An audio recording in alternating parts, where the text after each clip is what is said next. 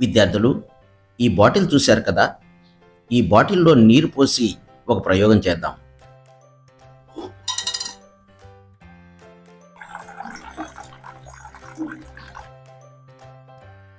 ఈ అట్టముక్కను పైభాగంలో ఉంచి తలకిందులు చేద్దాం. గమనించండి, ఇప్పుడు నీరు అట్టముక్క క్రిందకి పడిపోకుండా ఉండటానికి కారణం మీకు తెలుసా? తెలుసు, వాతావరణ పీడనం. ఇప్పుడు చూడండి. వావ్! అట్టముక్క తీసినప్పటికి కూడా నీరు కిందకి పడిపోలా.